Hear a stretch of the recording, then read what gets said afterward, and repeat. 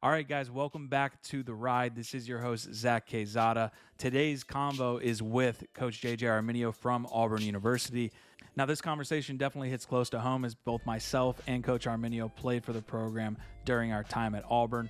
So we get our nostalgia out of the way early and we move along the timeline to when he took over the program in 2018. And they've seen some really awesome success since then. The coaching staff has been very stable. They've been able to grow their player development in that time frame to where in 2023 they had their most wins as a program in recent history. Other topics include Coach's favorite drills, how he's developing the mindset of young attackmen coming into the team, and how he's going about replacing a very heavily laden senior class so that they can have success in the modern MCLA. I hope you guys find this conversation valuable and enjoy the ride. All right, JJ, welcome to the show.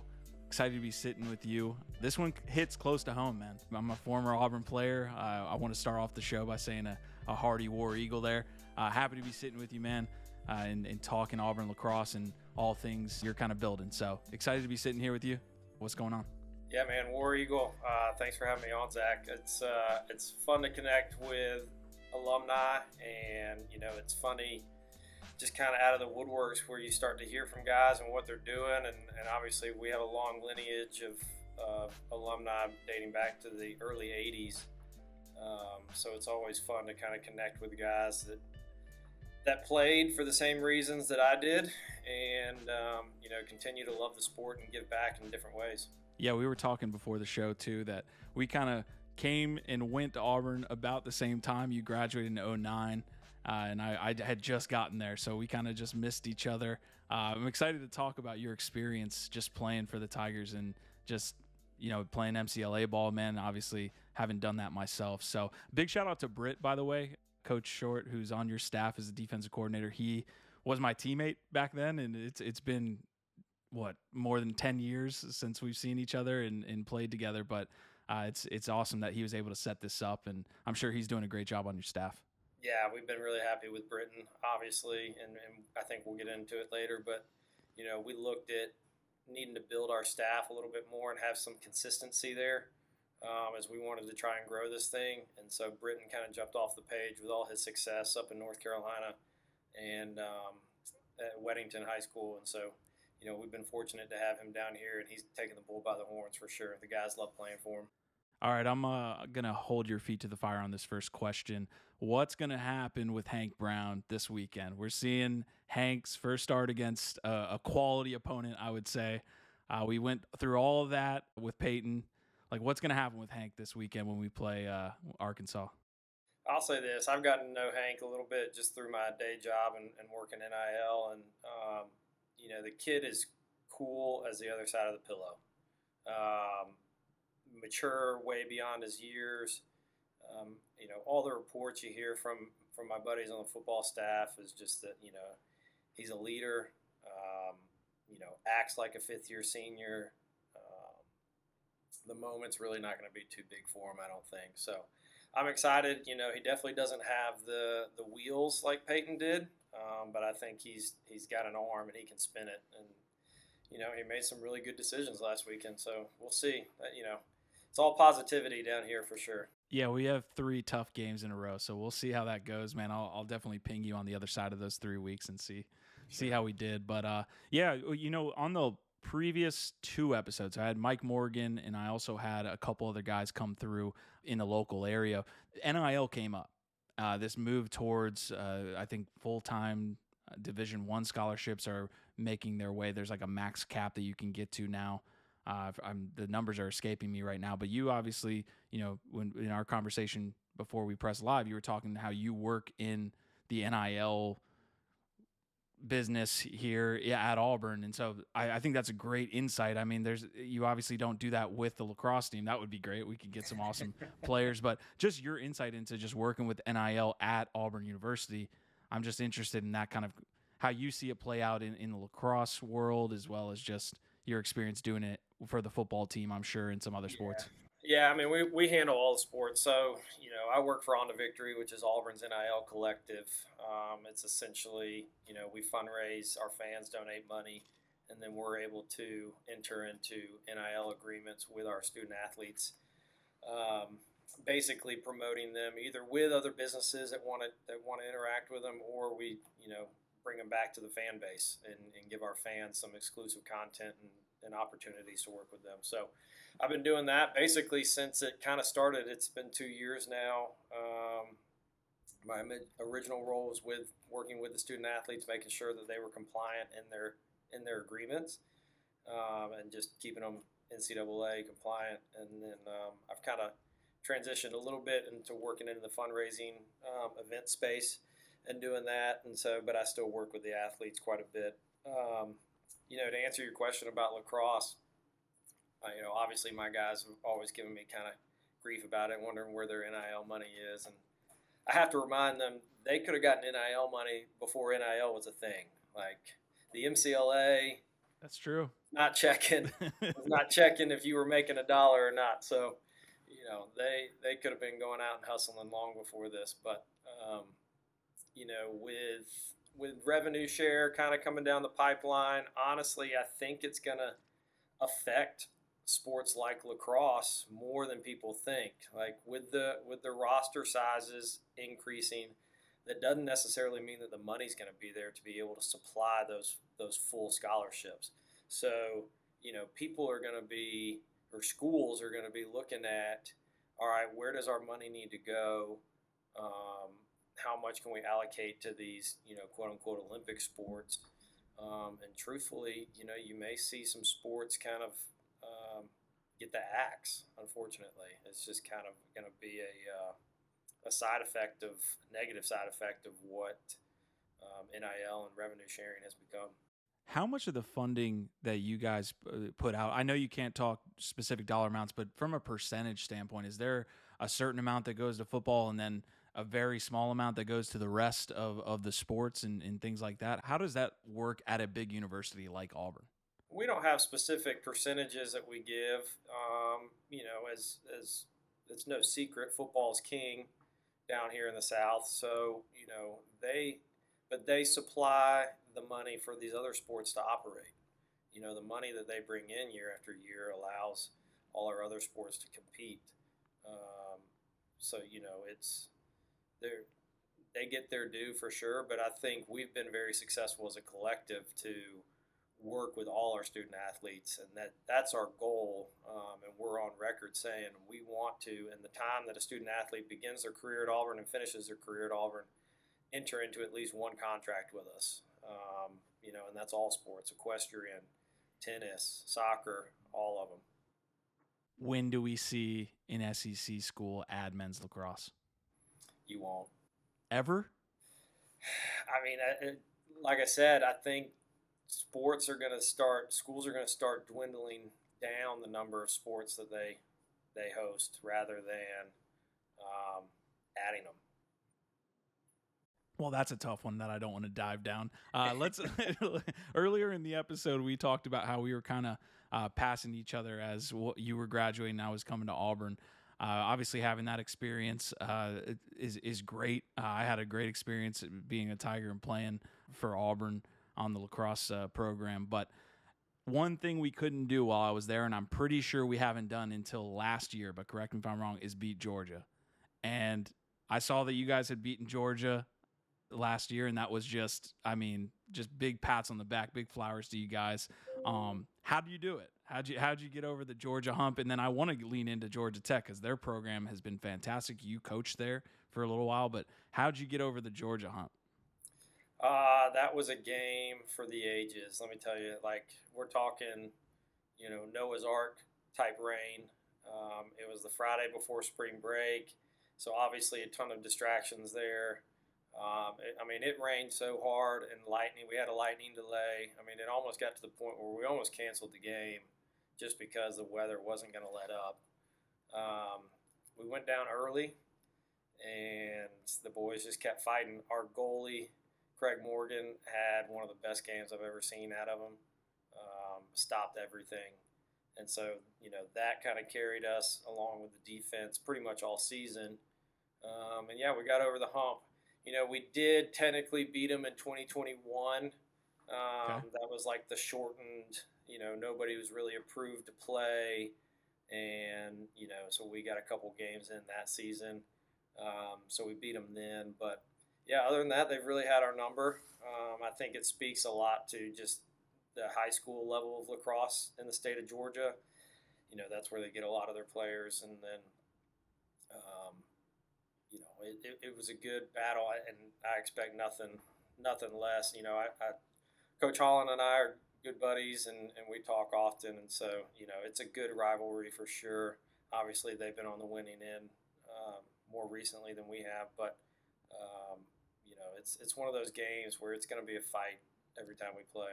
How do you prep your guys for games where the program history just is that lopsided, right? Where you maybe have never done that before. Do you even mention it? Georgia Tech is another one, obviously, that stands out. I don't know if the Auburn programs, I think we have beaten Georgia Tech, but again, I need to look at the history. But how do you get your boys prepped for something that technically has never been done, like beating Georgia? Do you even talk about it, or how do you Yeah, go I into mean, a you game? want it, you want them to know the history of what it is and why it means so much to not only us but the alumni. Obviously, Georgia Auburn is just a rivalry in itself, across all sports, and then we've got one with Georgia Tech, and truthfully, I just think it's all mental at this point. It's just it's all between the ears for us as far as trusting and believing that we can get over that hump. I think the Georgia Tech games we've had one bad quarter these last couple games that have really just put it out of reach for us. And if we can put together a complete game, then you just want to get it to the fourth quarter. And we haven't been able to do that recently. We've kind of stubbed our toe. But yeah, I mean, you want them to know. I mean, and truthfully, in regards to Georgia Tech, I think I lost to them one time out of my 4 years there, and it was a crazy rain game up there that they played on that old turf. And Ken will give me grief for making excuses, but it was that old carpet turf, and none of us had turf shoes, and they all had turf shoes, and it was pouring down rain, so we were slipping and sliding. But that's what I try to remind the guys is like the Georgia Tech you guys know also spent a lot of years in the basement. Mm. And that's something where we're trying to get out of, and we're making our way out of. And so, it's doable, and we've got to have that belief that we can accomplish that. What are the other traits that you learned while coaching at Georgia Tech from a top, frankly, again, they probably struggled for a while, but then became one of the best programs out of the SELC and just the MCLA in general. I think they were ranked as high as number 2 last year. Yeah. What traits did you learn in that time that you are trying to bring to Auburn since your time, I believe, taking over in 2018? Correct me if I'm wrong. Was it 2018? Yeah, 2018. I was with Tech for 3 years as an assistant, and really whatever little success I've had as a head coach, I owe a lot of it to Ken Lovick. He gave me obviously my first opportunity, and really just taught me organization, taught me the importance of the little details on and off the field. So as a club, we're in charge of collecting dues and budgeting and travel and league fees and all this stuff. And so it's little details, of that stuff, and organizing that ahead of time. So once you get into the season, you're not stressed about it. And then it's on-field stuff too. It's different scenarios that you may never even encounter in the game, but repping those and being prepared for every situation that comes up. And then I think I learned the importance of like a consistent staff.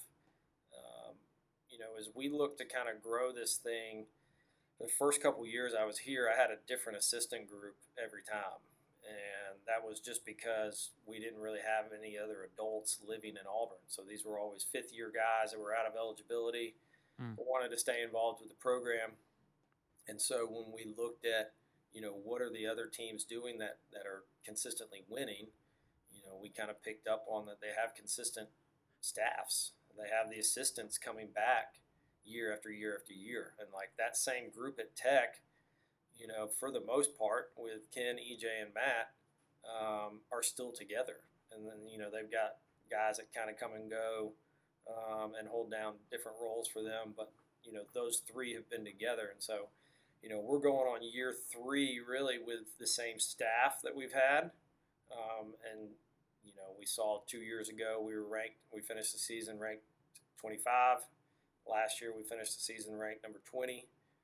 So we're seeing some improved consistency. And I think we're seeing it in fall ball right now where, we're only a week in, but the guys know what to expect from us. And they can come in with kind of a confidence and knowing what they're going to get, what kind of coaching they're going to receive, and what the expectations are.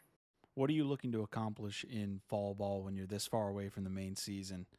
What's your main objective when it comes to having the boys for a certain amount of time? I don't know the deadlines and all the stuff that works around MCLA, but what's your objective here as the first week of fall ball begins? Yeah, I mean, we've got to see the new guys. So, recruiting is a very loose term in the MCLA, and every school does it differently. Obviously, we can't offer scholarships. We can't offer admissions help. Everybody's got to get in on their own merit. So, as we quote-unquote recruit, it's really just engaging with guys who are interested in Auburn, we're interested in them, and trying to figure out a way to get them here. And then once they're here, then we've got to establish a team. And there's always guys that transfer in. There's always freshmen that come in that we didn't know about.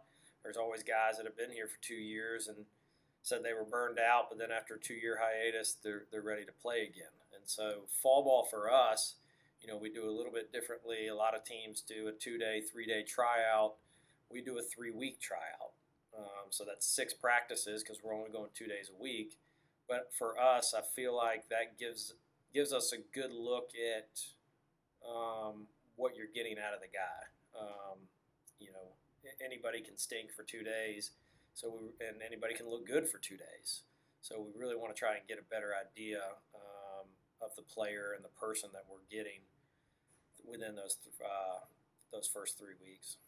Yeah, you mentioned taking over the program in 2018. You guys have been ramping up. I love that you brought in that kind of consistency of the coaching staff. I think that's, especially in the MCLA, it feels like a improvement. And if you can have that, you definitely have an advantage. We talked about the Georgia game. I would love to know how you believe you're going to kind of take the next step beating Georgia Tech. They are a fantastic program still, it seems, and I would love to know that. But also another game last year where statistically you had your best season. I think you guys won 10 games, were ranked in the top 20. Like another game that's in there that stands out to you as being one where you guys, really, buckled down and got it done, or just one that you want to highlight? Yeah, I mean, I think it was the first 10-win season,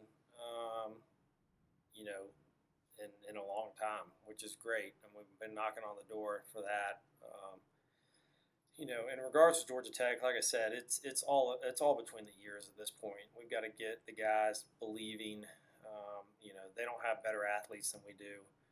I don't think they have better coaching than we do. It's truly just getting on the field and trusting in ourselves and trusting in each other that we can get it done. I think I told Britton and them, like, they're like our Detroit Pistons. It's like Michael Jordan couldn't beat them, but when he did, it was, then he was good to go. And so if we can just get over that hump, that's going to be a big one. But, it also, you don't want to put too much weight on those games because, truthfully, that's not make or break for our season. That really doesn't have any outcome as far as playoff seeding goes. We did run into them first round of the playoffs last year, so, obviously that carries more weight than the regular season. But we've got to focus on the Florida schools. So, we had a little conference realignment a couple years ago, and since we're the furthest south school as opposed to the Florida schools, we got kind of pushed down into the Florida region. So, we're going up against the FSUs and the Floridas and the South Floridas and the Central Floridas. And, FSU and Florida have given us great games as well. We had an OT loss to FSU last year, and then, again, just didn't play our best game against UF down in Gainesville. And, that's one thing we've learned in the MCLA is you got to bring it every week. And that's really just college athletics in general. But you're dealing with 18 to 21-year-olds, and they've got other stuff on their minds, and they've got they're not always truly focused on the task at hand. And so that's where us as a coaching staff come in, and we've got to encourage and just help them realize the magnitude of it, but also keep them relaxed and let them know that, like, hey, if we go out and we execute and play our best and it doesn't come out in our favor, it's not the end of the world. There's always going to be things that we can learn from, take from, and just kind of move forward. Yeah, if you have a prospective player out there listening to this, and I think this goes as like a broad MCLA discussion as well as maybe Auburn, right? But if you've got a player out there interested in different levels of lacrosse, playing at Division III, playing Division I, or playing MCLA, what would you say to that player when it comes to Auburn's program? Like, what do you guys kind of offer as a program? Obviously not any NIL money, folks, but when it comes to just the program in general in Auburn as a university, what's your pitch to that player? It's a lot of the reasons why I chose Auburn. I was lucky enough to be good enough at lacrosse to get recruited by some Division III schools, very small schools. And so when I looked at what I wanted to do for college, I had grown up an Auburn fan, so that's kind of why Auburn was on my radar to begin with. But I graduated with 700 kids in high school, and some of these schools didn't have 500 kids on campus. And so growing up in the SEC footprint, that was kind of my college thought process, was going to be, fraternity, SEC football Saturdays, basketball games, stuff like that. And so, you've also got to look at what you want your major to be. So, I was exercise science. A lot of these schools didn't have that. They were liberal arts schools. A lot of the kids want to go into engineering. We've got a great engineering program now. A lot of kids want to do that. A lot of those Division III schools don't have it. We've got pre-flight, so a lot of guys that want to go into flight, they don't have that either. And so, you've got to look at big picture, because, pro lacrosse, even if you are at that level and lucky enough to make it, a lot of those guys are still working 2 jobs, 3 jobs. So, it's not like the NFL or the NBA where, you can make a career out of it. So you got to look big picture and what we can offer. And so we've got a wide range of academics. The alumni network here is tremendous and giant. And so there's a lot of connections. And then, we've done a good job of truly growing our alumni network since I came back. That was another thing that Tech did really well, I thought. And so that was one of our big things, is we wanted to get the alumni connected with the current guys, and just help them out. I just had an old teammate of mine, and you may know Michon William.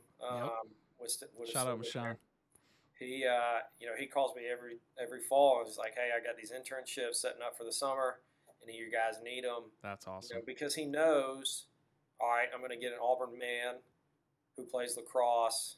I know what kind of character they're going to have, because JJ's, coaching them up, and he wouldn't take a certain somebody. And so it's just big picture. We want these kids to walk out of here going, I didn't just go to class and go to practice and go to games. Sure. I got every experience I wanted out of school. I got to play ball for 4 more years, and I made some of the best friends of my life. That's a fantastic breakdown. Also, shout out to Michon, the hardest cover that I had to cover as a midfielder whenever he was dodging, man. Anybody else you want to quickly shout out, man? Because I know, again, we have that connection, having both played. I want to give a quick shout out to Drew, Tyler. There's a couple others that I think Marshall Clark, who you might have played with. I think he was Marshall young. was there. Yeah. Marshall comes back for the alumni games a bunch. That's awesome. Yeah, Michon picked up the opening face-off in the alumni game last fall and took it straight to the house and Can scored. He still move? Oh, he can still shake. Yeah, he was pretty slow after that. I think he'd spin it all right there, but he could shake it a little bit, so it was good. It was fun to see. Yeah, it's a great time, man, and I love that experience that you have having played and now coached in the MCLA, because I definitely want to dive into it as a whole entity, right, in an organization and all of the programs across the nation. How has that changed from the time you played? Right, because it's been now, it's been a long time. Yeah. As much as it sucks to say, but how much has it changed since we played to now you coaching? Well, when I was here, we shared a coach, you and I, who was a grad student. So, my senior year was his first year coaching with the knowledge that he was only going to be here for 2 years and then he was gone. And so then he coached your freshman year. But until that, we always had a fifth-year guy that was out of eligibility that was our coach. And so then all of a sudden you got your buddy coaching you, and it wasn't a good combination. But we were very self-driven. My class was. We wanted some success, and so we held each other accountable. But it was a different league. I mean, a totally different league. I mean, it was still, you could call it a beer league. Like it was not nearly as organized as it is now. And I think you've just seen with social media and the popularity there, a lot of teams are taking advantage of that and able to highlight themselves. And so that helps the programs to grow. And guys are just taking it more seriously. Schools are investing a little bit more into it. Truthfully, one of the only reasons I even coach is just because I love the sport so much, and this is my only way to really stay connected to it. Once you graduate, it's kind of over for us unless you're coaching. And so we were very lucky to get back and be able to coach. And I think when you look at our staff too, like we all played at the club level. So, we've talked about Britton and his success, and he was at Auburn. Austin Corey works with our offense and runs our substitution box. He was a freshman my first year back, and has just stayed and lived and worked in Auburn. And so he's coached with us ever since he graduated. And then we have Ryan Reynolds, who's down here from Liberty, played goalie at Liberty, and we've been lucky to have him. So obviously Liberty, a different level than what we've been at, but Ryan still gets kind of the club atmosphere and understanding. So, we understand, one, how far we can push the guys, and two, I feel like we've done a really good job of changing the culture of, hey, this isn't a beer league anymore. Like, you guys are college kids, and you're going to have the opportunity to be college kids, but at the same time, when it's time to work, we're going to work, and then when we're not, we're not. And so, again, that goes back to, what do you want your experience to be? Well, here, we're hoping that you can experience everything you want while still getting to play competitive, good lacrosse, enjoying your experience, and then, going on and having a successful career growing up to be good men, husbands, fathers. Like that's the bigger picture of what we're trying to build here. I imagine you have some pushback by a freshman that hops in there, or a transfer that hops into the program and says, I'm going to do it my way. This is the MCLA, all that stuff. How heavy-handed are you with guys that maybe are trying to push that kind of boundary of saying, hey, this is kind of a beer league or something like that? Yeah, I mean, early on, we had to say goodbye to a lot of really good players. It was a beer team. It was a drinking team that played lacrosse. And now, I think we've done a really good job, and the culture has been set where freshmen and transfers come in. Our seniors do a really good job of kind of letting them know, like, hey, this is how we operate. And you either got to get on board, or we're lucky enough to have depth in the numbers to where we don't have to chase guys down if they don't want to be both feet in. We've got 85 guys trying out right now.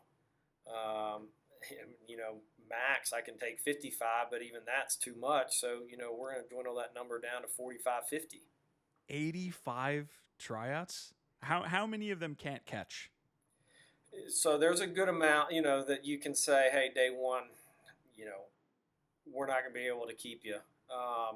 But then there's some guys, like I said, with us going 3 weeks and 6 practices, they'll show flashes, and then you're like, okay, let's put a little star next to his name, keep watching him, see if this is consistent or if it's kind of just a fluke. Yeah, I mean it's Okay. a blessing and a curse. Trust me. Like there's a ton of guys out there, but again, we want these guys to get every opportunity that they can.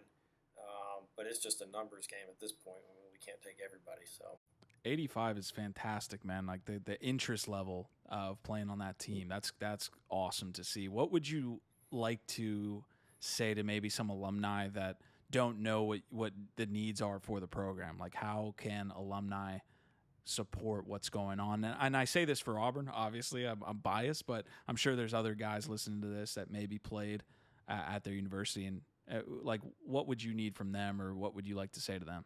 yeah, I mean all the MCLA programs are self-funded pretty much. We get a couple $1,000s from Auburn. Auburn does a really good job of supporting their club sports.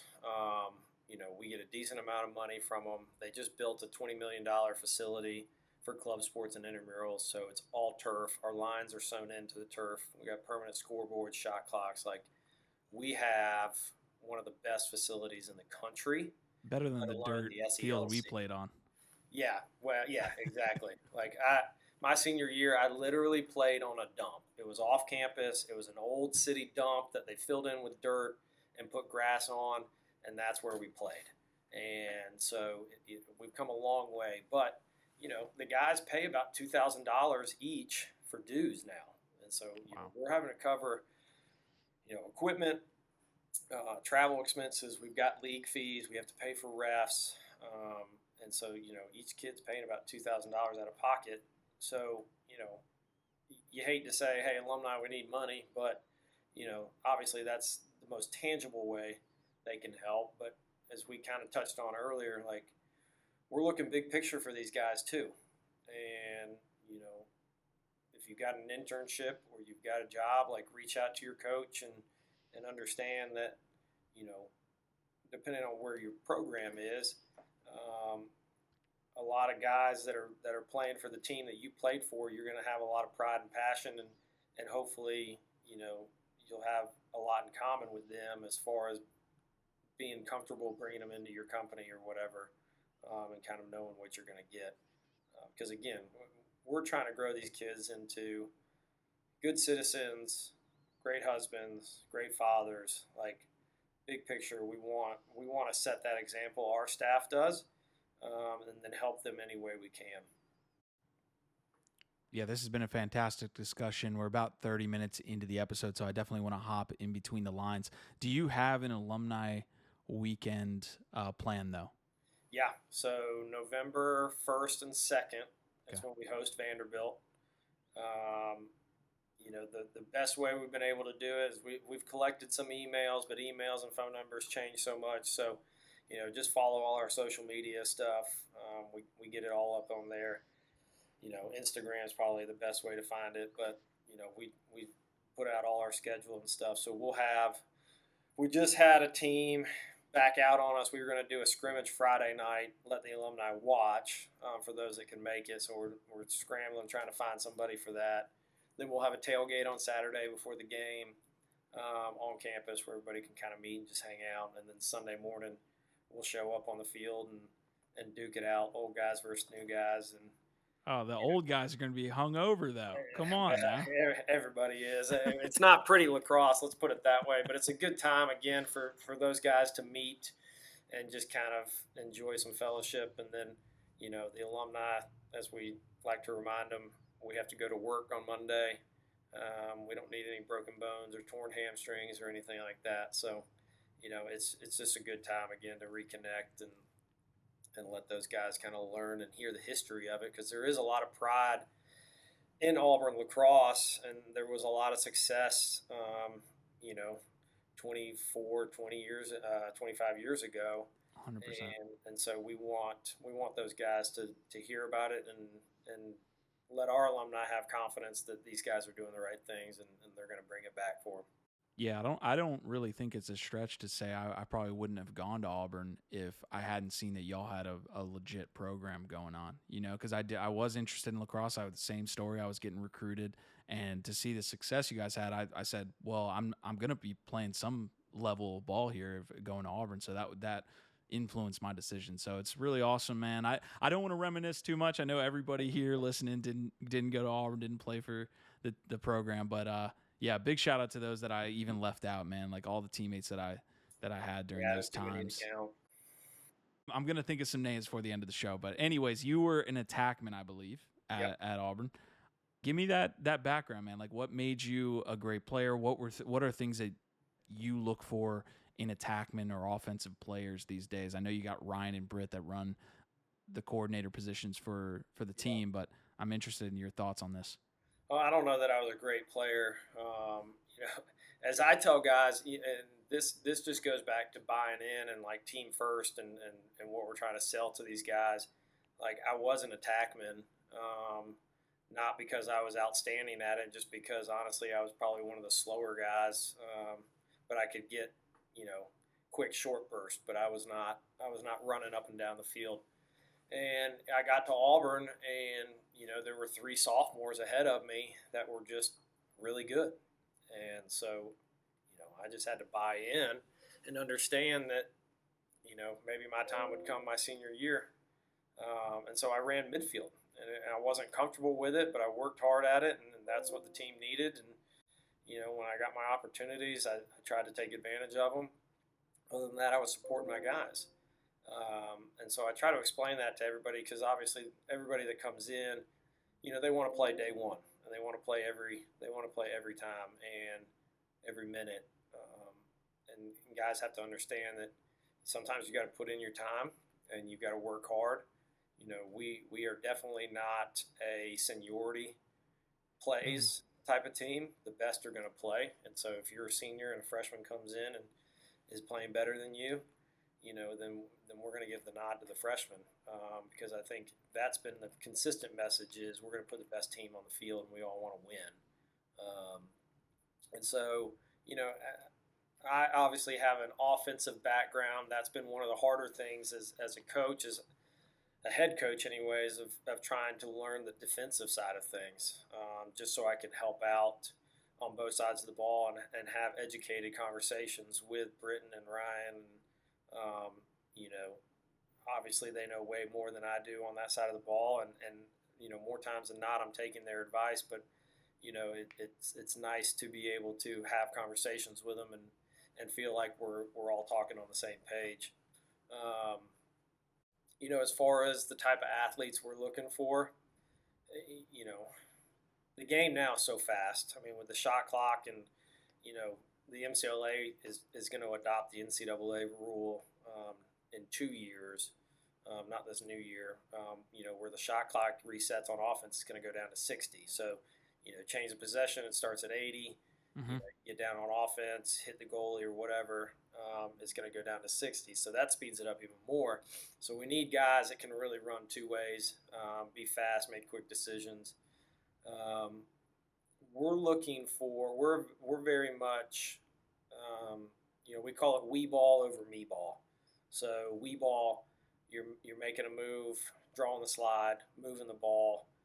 Hopefully it's touching 2-3 sticks before it hits the back of the net. We need guys that are bought into that versus, hey, I'm going to dodge through 4 guys and score. There's just not a lot of guys like that out there. And again, as the MCLA increases in talent, there's less and less opportunity for that to even happen. Yeah. So we need guys to buy into, even though I may not get the tally mark in the book, I can go watch film and know that, hey, I contributed to that goal because I did what I needed to do or what I was supposed to do, and I made the right play. And at the end of the day, if we're having success, we're all having success. Yeah, when it comes down to offensive schemes, I'm kind of dating myself here, but back in our day, it was down the alley from the midfielders, move it maybe to X, or just try to get a shot off or something like that. Much more structured schemes. Whenever I talk to coaches here on the podcast, it seems like most are under the understanding of teach the fundamentals, but the game is much more openly played now. Interested in how you guys look at offense, man. I know you said Ryan heads that up. Are you guys looking to use that wing, use 2-man game? are you isolation kind of based? Like when I go out there and watch an Auburn lacrosse game, how does that offense flow, or where does it kind of come from? Would love to hear about the guys you have now too that kind of lead up that charge. Yeah, Austin Corey played attack for me for 3 years, and then unfortunately COVID hit. So he's the one that's running our offense, and I'm very close behind him, kind of helping him out. He's a much smarter X's and O's guy than I am, and so I think that's part of my job as a head coach too, is to recognize that and not have an ego about it, and let my assistants thrive where they thrive, and understand that my talents can be better used, organizationally and leadership wise. So Austin, he's just very creative in how he wants guys to play, and it is a lot of two-man game. It's a lot of sweeps. It's very non-traditional, not down the alley and through X. But we encourage guys spacing. One move and go. And keeping the field balanced, I think, is a big thing. If they're not moving off ball and just kind of getting in the way or not getting themselves open, then we really have no use for them. So we've got to keep the field balanced. We've got to be able to reverse the ball, get in on the backside once that defense is slid to one side, and really re-dodge and re-attack from there while they're shorthanded. How are you instilling that stuff in practice? Like, are you really repping through skeleton? Are you getting it in uneven work? Are you setting up the 4-on-4s or 6-on-6s? Like, how do you emphasize the spacing with your attackmen and midfielders, your offensive players, basically? Yeah, it's a lot of small-sided stuff. We try not to be too structured. Like, I don't want them to be robots out there, and it's definitely not like football, where you're running a 10-yard out. You want them to be able to kind of be free-flowing. I think that's the beauty about our game is, it's a very beautiful game when it's played the right way, in my opinion. So we try not to make them robots. We give them a few kind of principles and keys. Again, keeping the field balanced and letting the guys know, like, hey, if this guy beats this guy to the inside, then, you've got a mirror to the outside, and here's the rotation we probably need from the attack. But every defense is going to play it differently too. And so, you get too specific on what you want from them, and all of a sudden the defense doesn't do what you anticipate. All of a sudden the guys are lost. So we do a lot of small-sided stuff, uneven stuff, broken play stuff. One thing I've kind of quit doing is, blowing the whistle right when the ball hits, letting them kind of scrap it out a little bit and kind of getting those ugly goals as well.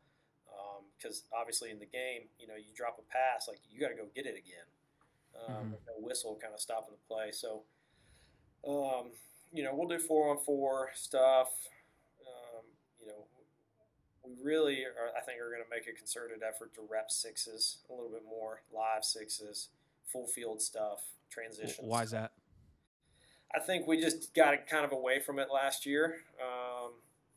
And guys just didn't get enough chemistry together, and so we lost two of our bigger scorers to graduation, and so we're going to need some young guys to step up. We do have some transfers that came in, some older guys that I love their character and their attitude. Guys that are just kind of burned out a little bit from playing NCAA lacrosse for a couple of years, and just kind of want to fall in love with the game again. And so, we've got to get those guys some chemistry pretty quick. So we'll focus on that the last part of fall ball, and then get back started here in January when they come back. Yeah, those two players you mentioned being top scorers for you. How do you go about even trying to figure out how you replace those type of scores, right? It's obviously, built up through last season and getting guys playing time so that they don't feel like they're walking into a buzzsaw maybe next season when they're asked to play more. I am interested in this connectedness piece with the offense as well, man. I talked with Mike Morgan on the last episode. He coached Merrimack to 2 national championships. He was talking about connectedness being a huge part of how he coaches defense. That's a absolute principle along with a few others. But how does the connectedness work on the offensive side and getting maybe new guys to replace your scorers? How do you look at that from the offensive perspective? I think they've got to, the more you get to know somebody, you get to know their tendencies, you get to know what they like to do, right? So, if we had Zach Jones last year, and he's a big lefty, and he loved to get over the top. So, he's going to kind of catch him side as you're facing the goal down that right alley, and kind of hitch and get down and over the top. And so, if you're the adjacent midi, you don't want to be crowding the middle there because he's going to be coming your way. Or if we're setting a screen or something like that, we don't want to set it down that right alley because he didn't have a strong right hand. And so, you get to learn what these guys like to do and what your teammates like to do and where they're going to have success. And you're able to put yourself in a position to either A, get them in a position to be successful, or B, have yourself in a position where if they do draw that slide, now I can be in a position to capitalize, receive that pass, and get a shot or move the ball again. You mentioned Zach there. Zach Jones, is that his name? Mm-hmm. Yeah, you mentioned Zach being kind of the bigger lefty, like to get topside. How much are you emphasizing that guys do the thing that they're great at, as well as maybe saying, hey, man, like if you added one thing to your toolkit, one more move or another way you go about kind of dodging or doing this, which one are you emphasizing and how does that balance work? Again, we're not trying to put handcuffs on them, and so we want them to play free. A lot of that stuff has to come outside of practice and outside of the games. I've done private lessons for a couple of years now, and one of the great things I learned from Mark Millen doing his camps was you've got to rep the uncomfortable things on your own. When you get into a game situation, you're naturally going to revert back to what feels comfortable and what you feel like you're most successful at. And so you've got to rep that uncomfortable thing so much to the point where it becomes comfortable for you. And so, with us only practicing 2 and 3 days, 2 days in the fall and 3 days a week in the spring, our time is very limited. So we've got to really work on the team aspect of it. And then, guys have to get out on their own and kind of rep the things that they want to get better at and what they want to see. And I think we've seen that a little bit. I got text messages from guys throughout the summer, and then, here in the fall before we even got started, they wanted to come grab the buckets of balls and go out and shoot with the guys. And, my last kind of comment to them as they pick it up is just like, hey, don't just go out there and rip from 10 yards out. Like, let's set up some cones. Let's run some real drills and make sure that you guys are really working and that we're not just out there kind of goofing off. I want to kind of hone in on the 2024 season real quick. You mentioned being uncomfortable and things like this and doing that in practice. Obviously, a team can then, see you in the season and you can feel uncomfortable during certain situations. Looking back at the 24 season, was there a specific scenario you can give me an example of where a team did something defensively that, got you guys uncomfortable, maybe went into a zone, maybe pressured out more than you guys were used to, or something there that you guys had to work through offensively? Last year our defense was outstanding. They averaged season average. They gave up 9.5 goals a game. You hear that stat and you're thinking we won a lot of games, and we did. We won over 10 games, but it was tough last year sledding for our offense. I think just chemistry and a little bit of coaching. Things didn't click last year. And so, truthfully, a lot of it was, are we overthinking it? Do we need to just let the boys play? Do we need to set guys up in different positions? So, there was a lot of moving pieces around. I can't really think of, the Arizona State game stands out, but, there's a lot that went into that too. We had a hard overtime almost overtime game against Arizona the night before. We're a time zone over. Mm-hmm. Lots of traveling. It's just kind of weird. Offense just didn't click, but that was just one of those games where we just felt like the ball would not go in the back of the net. Like, their goalie made a lot of great saves, and he's a really good goalie. But you just look at our shots after watching the film, and you're going, man, it just was not clicking. Like, what could we have done differently? You don't know, but it just felt like one of those days where you couldn't hit the back of the net. I don't know how we got 50 minutes into the episode and I'm mentioning Andrew Grubb for the first time. Andrew's from my local area. He's from Virginia. We love Grubb. Yeah. Yeah, you want to give him? Well, what does he do well that you want to give a shout out? Why do you love him? Well, first of all, we were talking about the Georgia game last year. They have a stud lefty attackman, and we were up one with probably 30 seconds to go. Georgia had gotten the ball and called a timeout, and I didn't know about this until after the game, but apparently he came up to Britton and said, should I go for it? And, Britton was like, yeah.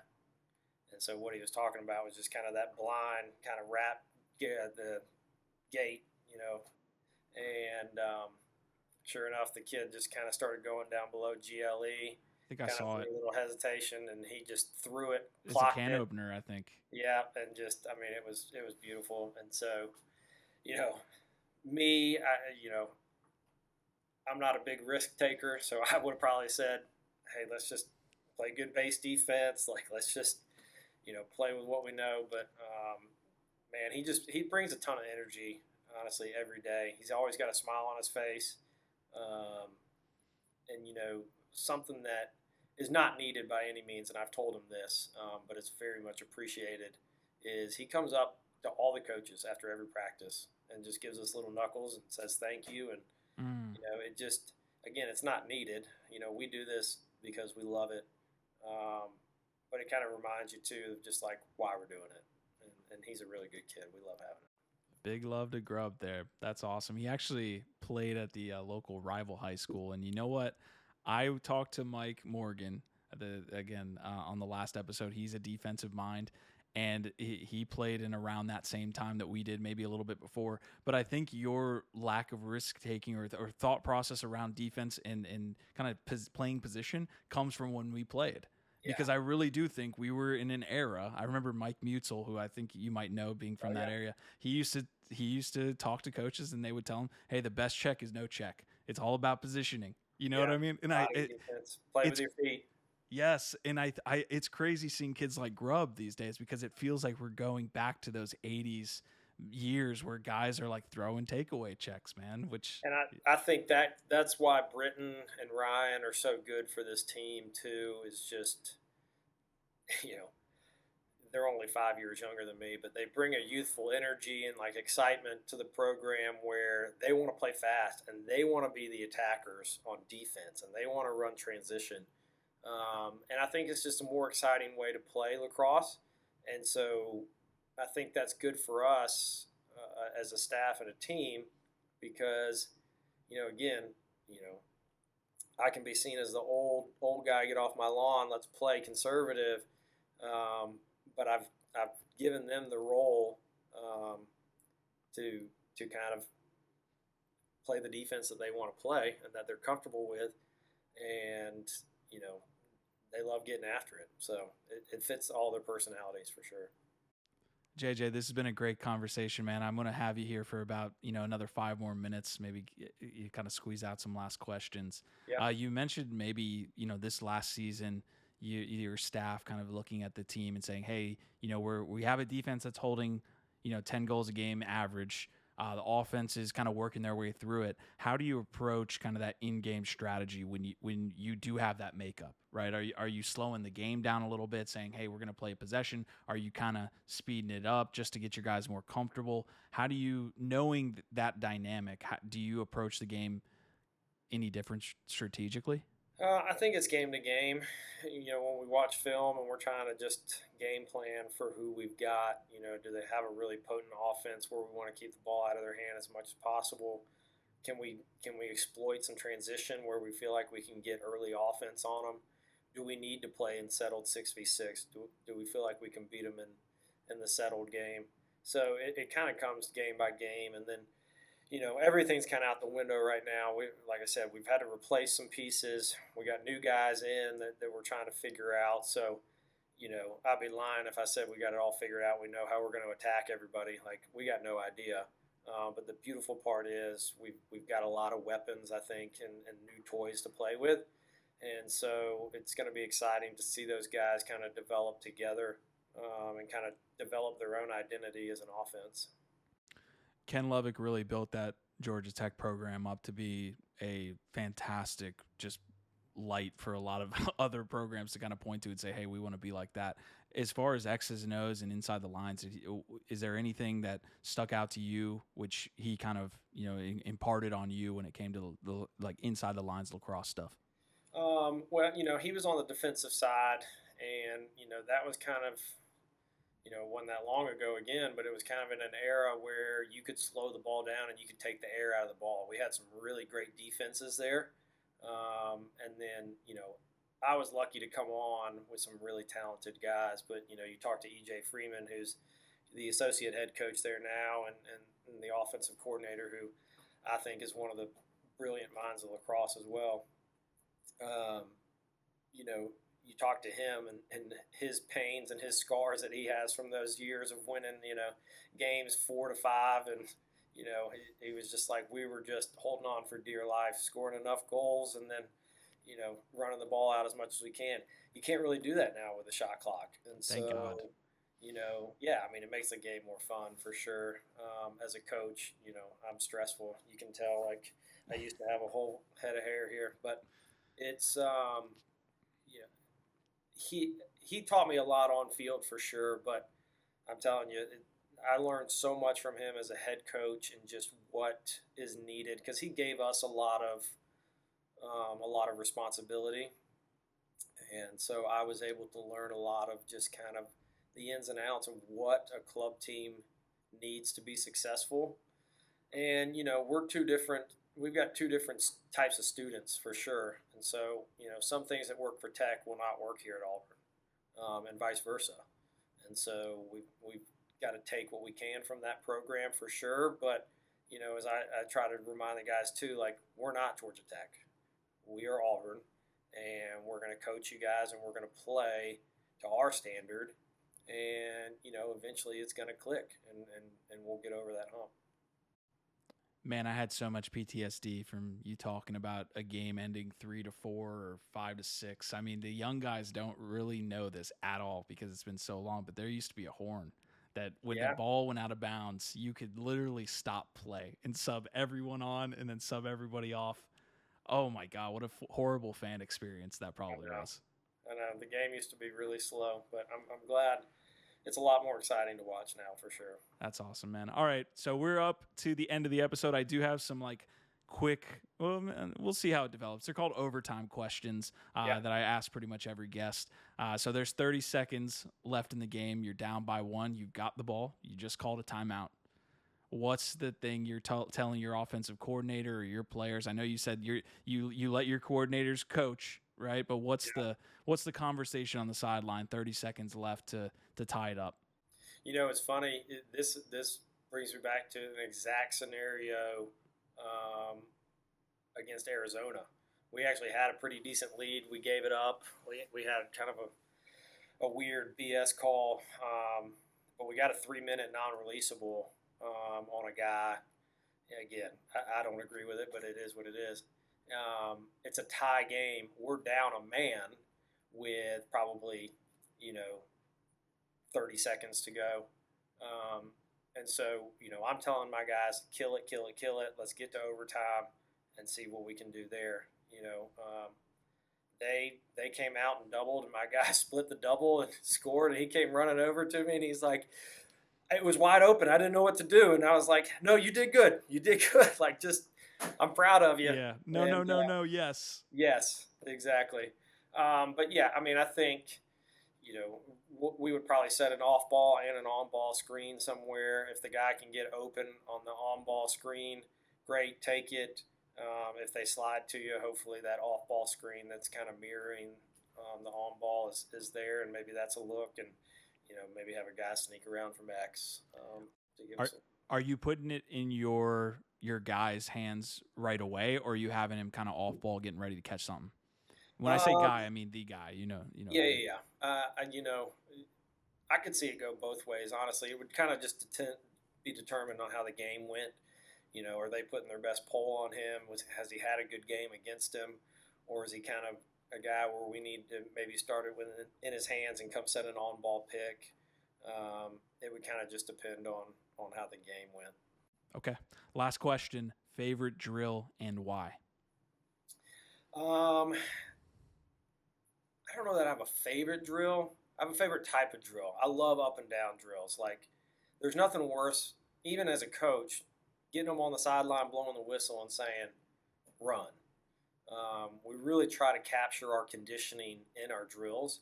And so a lot of what we come up with, we try to mirror into our game scheme and what we like to do offensively and defensively, and just try to capture the conditioning part of it in it. I think there's nothing more boring for guys than to just stand in line and watch other guys compete. And so we really try to get up and down the field, quick whistles, in and out of drills.